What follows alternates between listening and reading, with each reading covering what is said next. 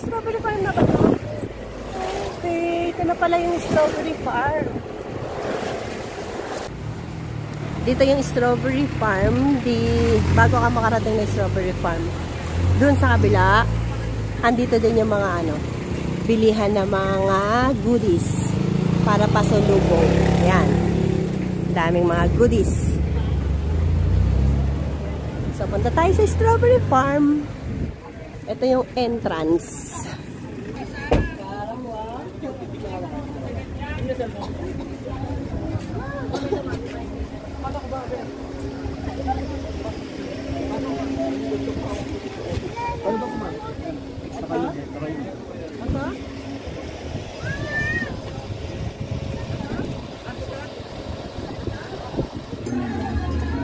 Orissimong tayo sausage na sagado, right? Binayari niya.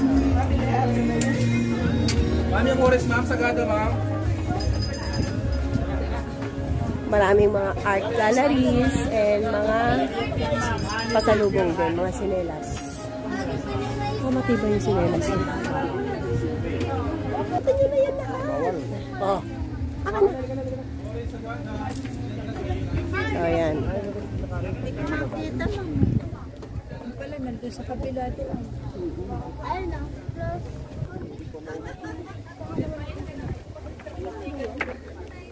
Ano yan? Lettuce? Lettuce. Hindi siya strawberry. Lettuce siya. This is my first time. Dito lang ako kung gusto niyo mamitas. 500 po isang kilo. 500 isang kilo. Yung picking. 500 isang kilo kung ikaw yung mamimitas. Eto, mga... Ay, yan, sasarap. Ang fresh. Pero ito, kuya, pwede din? Lettuce? Ay, hindi. Strawberry lang pwedeng pitasin. Gusto niyo, ma'am? Yan lang. Na strawberry? Oo. Ay, kasama niyo sila, ma'am? Opo. So, ayan yung mga strawberry. Look. Ayan. Ang daming strawberry. Pulang-pula. Ito, mga lechugas. Lettuce. Ayun, ang ganda ng... Oh my God. Oh, ang ganda. Ay, may kasama siyang lettuce. Ayun, oh. Tapos, strawberry lettuce. Strawberry lettuce. Dati, puro strawberry. Ngayon, parang sarap ng lettuce. Mas gusto ko pang pitasin yung lettuce kaysa sa strawberry.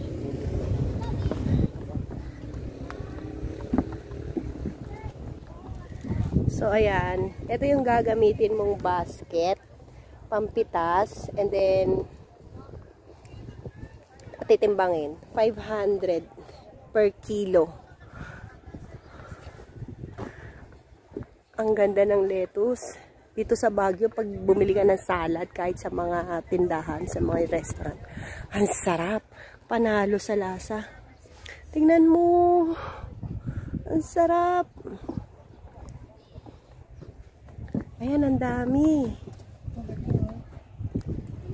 Wait lang.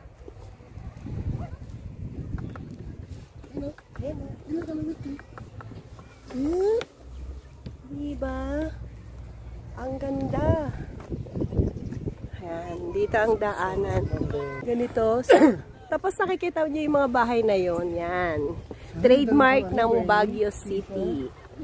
Ang mga bahay. Ganda. Hindi, ganyan talaga. Ganyan talaga ang tanim ng strawberry. 500 kung pipitas ka. 500 per kilo. Pero kung mabibili mo sa labas yung strawberry, nasa 200 lang talaga. 75 na lang isang style. Hindi, wala naman isang kilo yung isang stylo. 200 isang kilo. Dito, 500 isang kilo. Pero ikaw pipitas. Yun yung binayaran mo. Ikaw yung makaka-experience ng pagpitas ng strawberries. This season?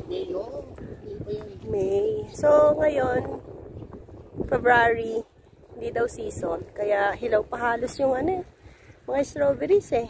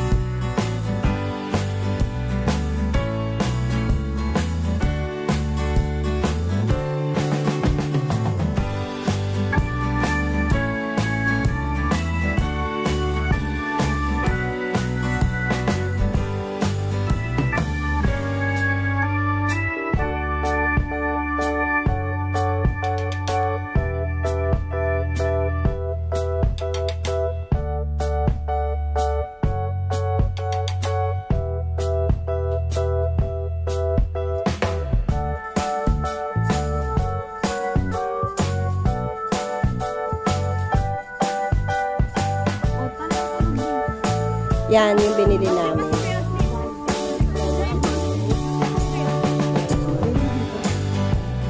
Sige. Kita sa mga.